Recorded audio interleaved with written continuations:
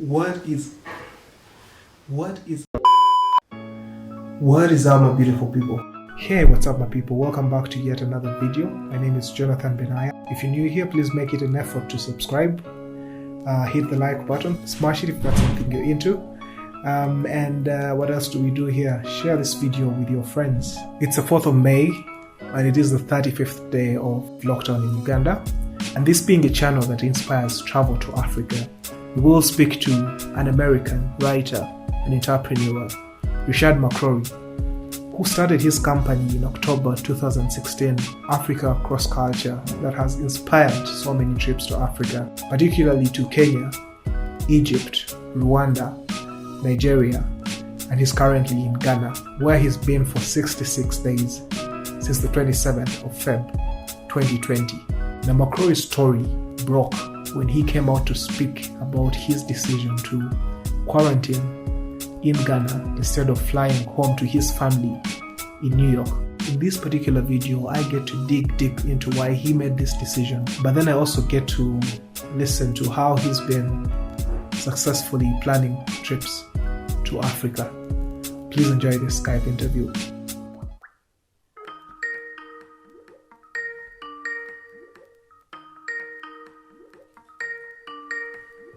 How are you?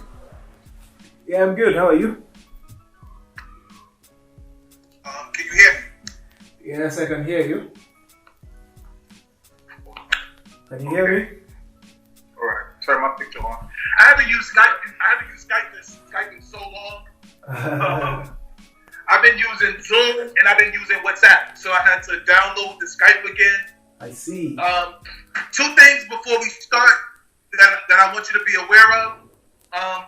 I'm in the mountains. I'm in the mountains and in the woods. So my reception isn't always great. That's why I haven't been doing too much television or anything like that. And also, this is the only place in the entire house where I have consistent internet. That's why I'm in here. When I'm in Accra, I don't have issues with my internet. Yeah. It's only because of where I'm at now. Okay.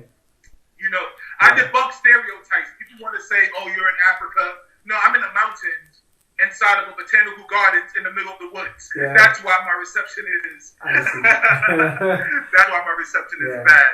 Okay, so what's the name of the place where you're at?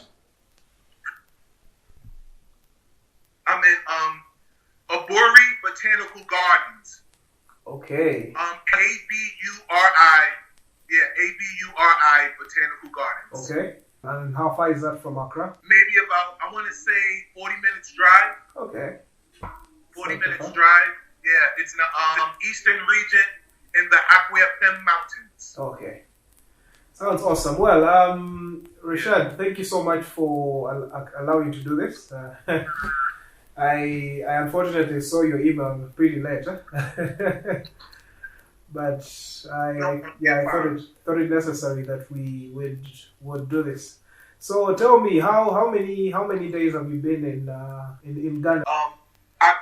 As of today, I've been in Ghana 66 days. 66. I arrived in Ghana on February 27th. My plan was only to be in Ghana no more than 3 weeks. Now I'm going into week 10. Wow. Yeah. And tell me. I brought a one-way ticket for flexibility. So how's the situation like? Is Ghana on lockdown? People are allowed to move around? Yes.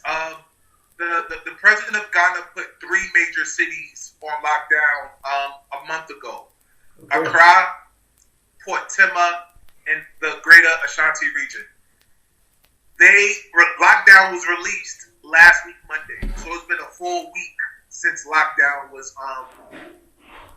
It's been 2 weeks. It's been 2 weeks since lockdown was lifted. Okay. So lockdown was 3 weeks, and it's been 2 weeks since the lockdown was lifted. However, social distancing is still in practice. Large gatherings are still suspended, so you can't have a gathering of more than 25 people.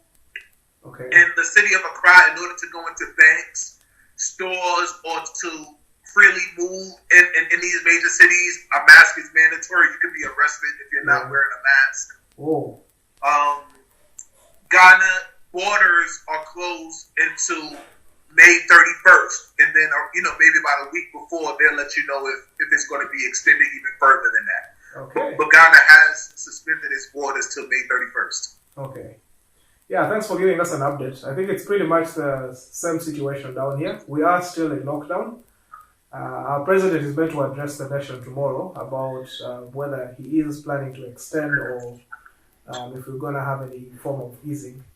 Yeah, so I did read your article in Forbes, and all those other links that you had shared, but I find yours an interesting story. Eh?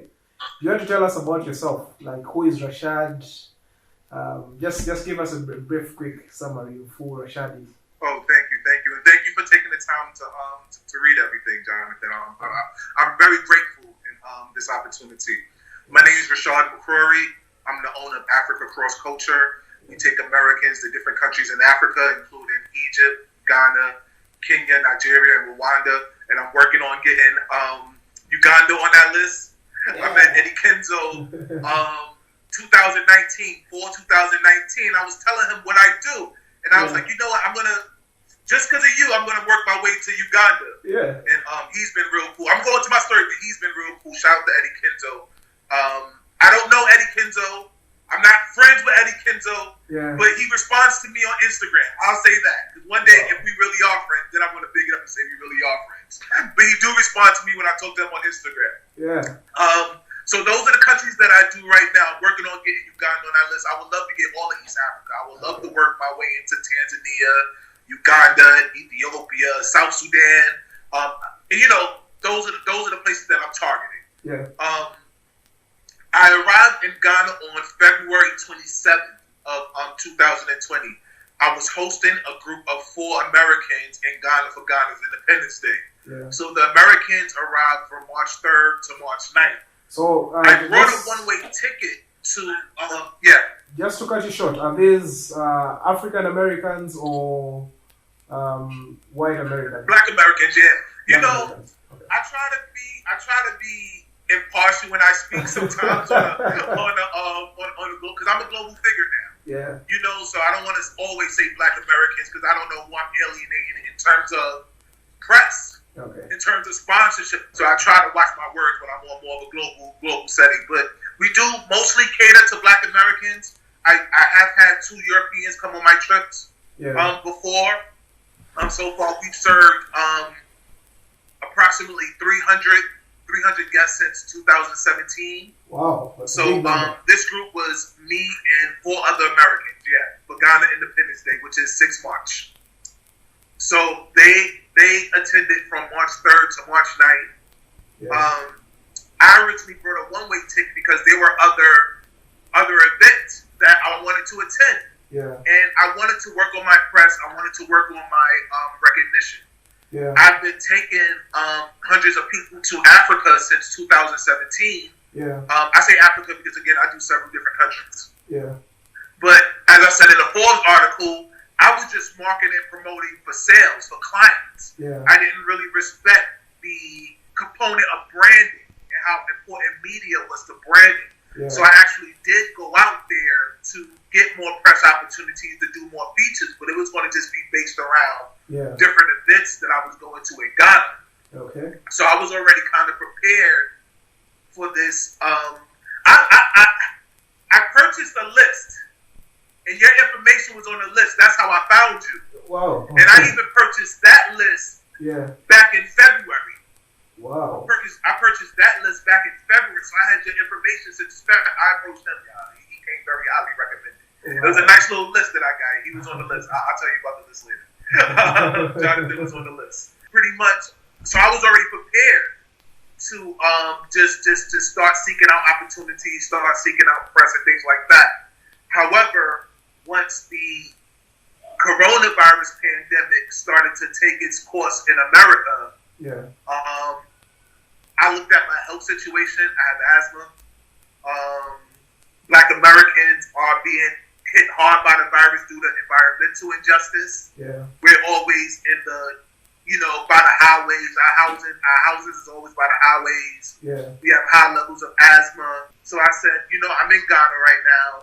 I was still under the belief that the virus wasn't going to really overtake Africa. And I'm still not too sure, but I'm not playing those conspiracy theories games. Yeah. This is serious. I know people who are dying at home, so I don't want to be a conspiracy theorist here. Yeah. But I'm still under that impression, like maybe it's not going to be safe. Stay indoors. Hopefully. So I said, I don't think it's wise for me to go home. Let me stay out here. Yeah. And even when I was in the city of Accra, I wasn't too comfortable with the way people wasn't practicing social distancing. Yeah. The way people was handling my food, the closeness, the crowdedness of the city. Yeah. And that's why I took up an invitation from a friend to move up here to Aburi. Yeah. I didn't know that I would be staying in a major landmark, Aburi Botanical Gardens. That came as a surprise. Yeah. And that was just a blessing from the ancestors, a blessing from the universe. Yeah. So right now, I'm located in Aburi Botanical Gardens, a 160-acre garden that started in 1890, and it's just an amazing experience every day. Every day, I just go for walks and I just look around like, wow. I'm a city man. I'm from New York City. Yeah. From Manhattan, from Harlem. I'm Black American 100%. From the city. I'm a city guy. Yeah. The stereotypical rapper, actor, basketball player. That's my G-line. So being in the mountains, in the woods, is an amazing experience. I can imagine. Yeah. I can imagine. Do you miss New York by any little bit? Yes, in terms of I do have friends and family there. Okay. I have two kids. I have an older daughter who's 15 who is very understanding, and I know I want her to come out here to see me or just explore Africa with me, and she's open to it. But I do have a 5-year-old who I can't just stay out here forever because then I would be abandoning her per se. Yeah. Because she's not old enough to come out here. Yeah. And that's the only reason that I know eventually I would have to go home. If it wasn't for her, I might just set up shop out here. Yeah. and just, be an expat. Just be an expat, try to get my citizenships and just travel the continent. Yeah. That was really my plan. My plan was really like just country hopping. Yeah. Already in 2020, I was already in Kenya. I was already in Rwanda. I was in Cote d'Ivoire. I was home, and I'm here in Ghana. And I was already planning on coming to Uganda sometime this year, probably during the summer. Yeah. So this obviously put a hold on things, but I've been one of the few people who's actually been blessed during this time. So awesome. Which countries did you say you've been in Africa? You've been to Kenya and Rwanda? I've been to Kenya. I've been to Rwanda. Yeah. I've been to Ghana, Egypt. Shout out to Egypt. Egypt, Cote d'Ivoire, Togo, Benin. Wow. I think that's it. I think I've only been to 10 countries. Yeah, I have a long way to go. I have another 44 countries to go. This was the year that I was supposed to start really going through East Africa. Yeah. Because I look at East Africa as one huge country. I look at Uganda, Tanzania, Kenya, Somalia, Ethiopia, South Sudan. Yeah. I look at I'm missing the one that begins with a B. I'm missing one. Burundi. Yo, yeah. That means yes in Ghana. Yes. Yeah.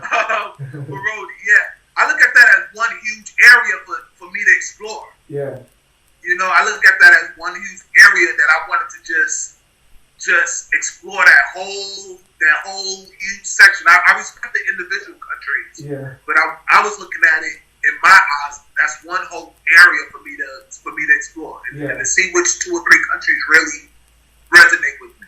Well, I'll tell you for the fact we've been trying to work out some synergies in the region, especially between Rwanda, Uganda, and Kenya, about how we can promote East Africa as one single destination. And I think that's something that's been partly delayed with this whole coronavirus situation. But I think that's a work in progress, and our presidents are coming together to talk about how business in the East African community can work together, but also tourism as well. So I think your idea of just seeing East Africa as one big destination is quite is extremely valid, if I could say. Wow, thank you. Yeah. So what languages do they speak in Uganda? Well, in Uganda, we surprisingly are, for a small country, one of the most ethnically diverse. We have over 56 tribes. and all of these speak different languages, have different cooking styles, different traditions, different music as well. So people that come down here are shocked for the variety of culture that is here and how rich and authentic it is. But we do have a dominant language, which is Luganda, which is basically a language spoken by the biggest kingdom or biggest ethnic group here. But being in East Africa, we do have people that also speak Swahili, which is also spoken in Kenya, I think Tanzania as well. But a lot of the people here speak English. So that's pretty much it. So nice little lesson. So what's been like top on your what's been the best experience you've had, if I could say? What's been the best place you've visited so far on the continent? The best place I've visited?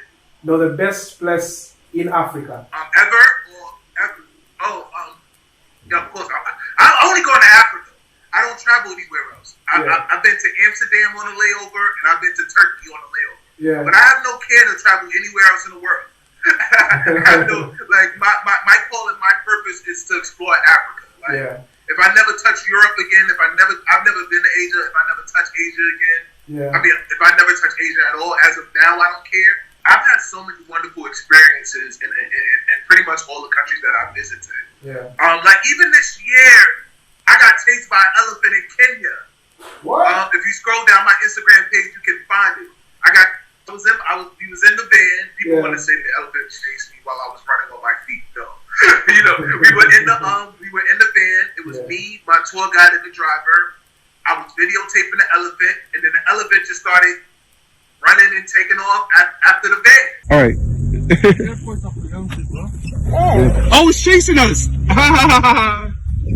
Oh, it's really chasing. Slow down. Let it keep chasing us. Oh, it's really chasing us. This is amazing. It's quite dangerous, huh? But we're faster than it, right? Yeah, but all right. flat ground, huh? Yeah, then we get somewhere. Look at the ushers looking like. Papa. Yeah, they are. That's cool. We got chased by a elephant. Whoa. Kenya was nice because I seen all of the big five. Yeah. I was only in Kenya for 5 days, and I seen all of the big five. Yeah. So that was a wonderful experience, especially being chased by the elephant. You can find it on my page, but I'll send you the video. I look for it. I did see Ghana. I love Ghana. I did see your photo at the Giraffe Center in Nairobi. I saw you feeding the giraffes on Instagram. I like Egypt because of the Nile River. Part of the cradle of civilization. Yeah. The pyramids and the Sphinx. Ghana, I like the people, the culture, the heritage. Really, I like Ghana a lot because it's about the people. Yeah. It's about the culture. My experience with Kenya, I haven't met too many Kenyans yet, so that was more about safari life, animals and wildlife. I'm looking to know more people in East Africa. Yeah. I still don't have a wealth of culture experience to know what East Africa is really about. Okay. So that's what I'm looking forward to in the future. Yeah, I think that's one thing that you get a lot of in Africa. If you have for a culture experience, you might need quite a longer period than a normal safari, which is basically a week to 2 weeks. Usually, to get really immersed in the culture, you might need a bit longer than that. And I think the East African region does offer a hot cake for some unique experiences. Just to run back to, I just want to pick your mind. Why did you choose to come out and so openly speak about your experience? You being locked up, if I could say, in Africa. What inspires you to come out and speak? I did a video and I was saying that as far as spiritual currency and spiritual wealth, I may be a multi-millionaire. I may be sitting on $200 million, $1 billion in spiritual currency. And I think something like this is me cashing part of that check. Yeah. Because again, if you look at what you see my videos, look at where I'm at. Yeah. You know, look at where I'm at. Even this tourism. Imagine if you do safaris. Yeah. Imagine if you're really imagine the people who are really in the safaris by themselves. Mm. Like when they're used to hundreds of people coming every day. Yeah. And imagine those people who are really there for months on end now by themselves. And they get to see these places and be around these animals and be in nature and not be surrounded by dozens and dozens of tourists coming back and forth throughout the day. Yeah. Some of these major trees and stuff like that, I get to sit and meditate and touch the trees for 30 minutes, an hour, and nobody's around. Wow. You know, like these experiences are never happening again for some people. Yeah. The world hasn't shut down like this since World War II. Yeah. So I feel like this, I'm going back to this opportunity. That's why I'm here. That's why 3 months before all this even started, the universe started teaching me how to do this, how to get press, how to get recognition in order to share the story. Okay. And find the people who really have a passion for coming to Africa, because international tourism is going to take a while to recover. Yeah. Domestic tourism is going to recover quicker. Yeah.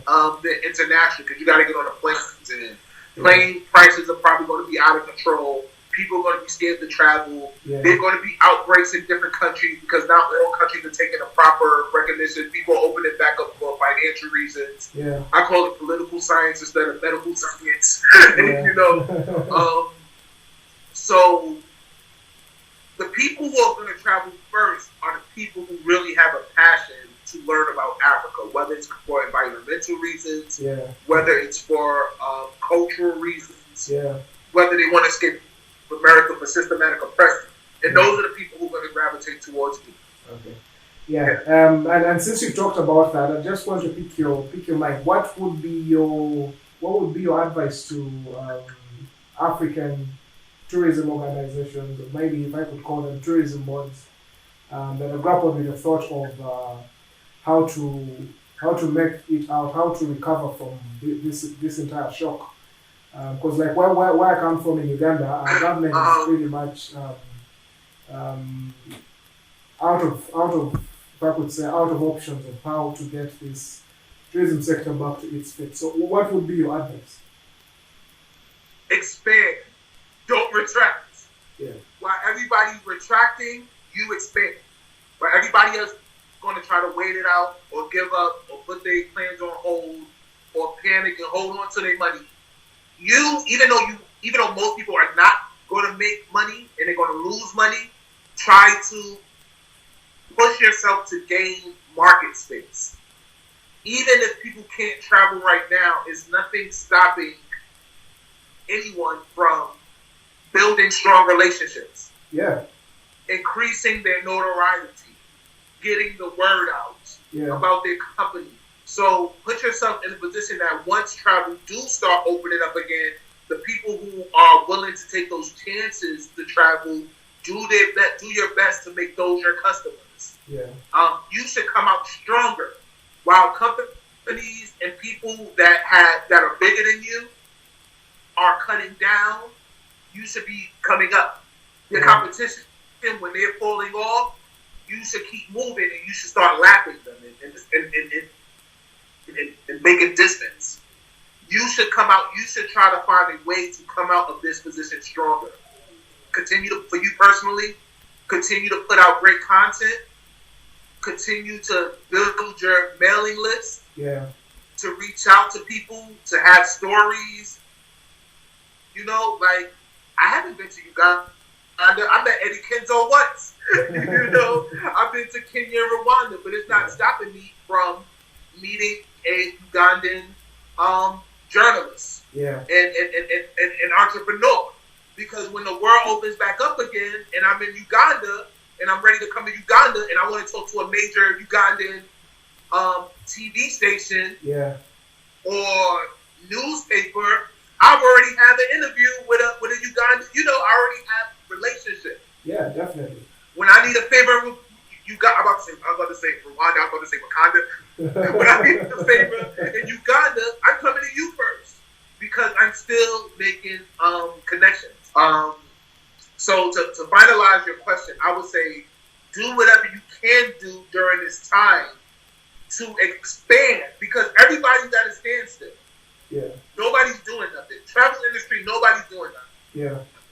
Even people who hit the ground running trying to save their business 6 weeks ago when all this really first started getting the rest of the world, they ran out of money.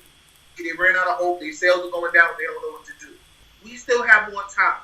This is not going to be over next week. This is not going to be over for 2 weeks. Yeah. Countries are going to open up themselves first, and then I have an article actually that I wrote for Modern Ghana magazine that's been shared by a couple of Ghanaian outlets. It's called "When Will Life Be Fun Again? 7 Signs to See When It's Safe to Travel." Yeah. That's a good article that you might want to research. Just go to my link tree in my Instagram. Okay. And you'll see that I highlighted that article. That's a good article to read as far as what I'm looking forward to see when things will go back to normal. Yeah. I don't know how long this is going to be. I just know that my goal is to be one of the people, one of the companies to not only survive, but to thrive and come out stronger. Yeah, that's a fantastic principle that you're living by. Just before I let you go, I just want to just want to get an understanding of what your day is like. What's the day like for you? What's a day like in the life of Rashad in Ghana at the Botanical Gardens? What is a normal day like for Rashad right now? Yeah. I wake up every morning. I've been doing a lot of earthing, grounding, meaning like I would go out into the garden, walk barefooted, breathe, meditate, really take in nature. You know, again, going back to what I told you before, I'm a city man. Yeah. Hopefully I'm not talking too fast. I ain't been talking too fast for everybody. Yeah.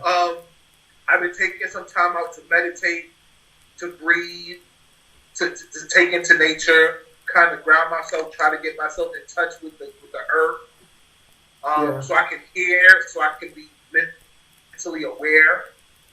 I've been writing. I've been talking to my team. I've been making sure my team is okay. I've been going out taking videos of the people, of the places, of just the different activities. Because, you know, we're in America. Little things like I have pet dogs out here now. Yeah. That's like, wow. If I get my hair cut out here, people are like, oh, they got barbershops in Ghana and Africa. Like, you know, we still deal with stereotypes. Yeah. So I have to kind of, for lack of a better word, dumb myself down. And things that I take that are simple here, I have to say, okay, this is simple. This is regular life here. But at home, that's amazing. Yeah. So just basic things like you walking by and you see birds and roosters. Take videos of those. Take pictures of those because people at home are not used to that. Yeah. I'm working on my book, which is not complete, but I'm working on the title. So I try to make sure I have some time to work. Every day, I'm trying to max out my potential every day. Yeah. You know, every day has to be used up because not only, this is going to last indefinitely, but there's no exclusivity with me. There's nothing promised to me. I'm not entitled. So I want to really make the most of this situation. This may be what's eventually play my cards right. This may support my family for generations. Yeah. You know, done correctly. Yeah. Because once this coronavirus stuff stops, there's going to be people who are going to be afraid to not travel again. I don't know how I feel about vaccinations, but I did take yellow fever vaccination, and I know people who never made it to Ghana because they didn't want to take the yellow fever vaccination. I made the sacrifice to take the yellow fever vaccination, and it's blessed me. So if I have to take coronavirus vaccination to travel the world, I'm going to have to just take that chance. I don't trust vaccinations. I don't like vaccinations. Yeah. I'm Black American. I'm bitter towards a lot of things Europeans that does. Yeah. But if I have to take coronavirus to travel, if I have to take coronavirus vaccination to travel, I'm going to take it. Yeah. You know, I'm going to take it because that's my life. Travel is my life. Meeting new people is my life. If I have to learn Uganda, Ugandan to speak and navigate around Uganda. I'm going to learn that language. I'm going to learn enough to get by. Yeah, that's something you have to. To get by. Yeah, that's just who I am. This is not a movie where you get like a 5-minute fight scene, a 5-minute training scene. Yeah. Your favorite action movie where it's like 5 minutes of them training with good adventure movies. Like even in those movies, it may be a 5-minute scene, but that scene probably was over the course of months of training and hard work. Yeah, definitely. Like I don't know too many African movies, but like you may get 3 to 5 minutes of excitement, of good music in the background, a person training to become a better person, a better fighter, or a better lover, whatever. But in reality, that took months of hard work. Yeah. Put that work in. Put the work in. Work hard. I looked at your website. I'm sure that's hard work. It is. Definitely it is. Yeah. I'm sure that's not easy. Somebody probably thinks about it. Yeah. This stuff ain't easy. This stuff, it ain't no shortcuts. Because even if you find a shortcut, it's going to be hard to retain. Because at the end of the day, we still got to convert clients. Suddenly. No matter how much exposure I get, at the end of the day, I still have to get that person to put that card into the computer to send me money. Yeah. Wow. So even with the interviews and the accolades and all that, it's not over for me. It's not over until they send me money, until they come out here, I serve them, and then I send them home on that plane. When they get on the plane, it's over. That's when you celebrate, huh? Yeah, that's when it's... Yeah, that's when it's okay. Okay, so that's what gets taken care of. Or I have about 2 minutes. Do you have anything that you think we should know just before we end this? Yeah. Follow me on social media. I like Instagram the best right now, but you can follow me on Twitter or Facebook. And just look up the name Rashad McCrorey. I'll send any write-up that you need. I'll spell it once just in case it's just an audio somewhere. R as in rabbit, RASHAD, McCrorey, MCC, R as in rabbit, R as in rabbit, EY. RASHAD, MCCROREY. Just follow me on social media. You can go to my website, GH, the letter G, the letter H, cross, culture, like cross, like the cross, when we cross over. Culture, like culture, tradition culture, ghcrossculture.com. You can find all my social media links there too. Alright, fantastic. Thank you so much, Rashad. I'll just wish you the best of the rest of the days that you will have in Ghana. So stay safe. Keep connecting with nature. Keep connecting with your African roots. And I believe we'll talk soon again. Let's talk soon. Contact me anytime. I'm very pleased to have met you. Yeah. I'm coming out to Uganda. I don't know if any kids are going to be there when I come out, but I made a promise to myself that I was going to do it. Yeah. I'm going to do it. I'm going to make sure any kids don't know. I'm quite sure he'll watch this. He'll watch this. Motivation, even the smallest things. He'll get to know. That's what I'm talking about. Yeah. Expansion. Yeah. Okay. All right. Cheers, Take man. care. Take care.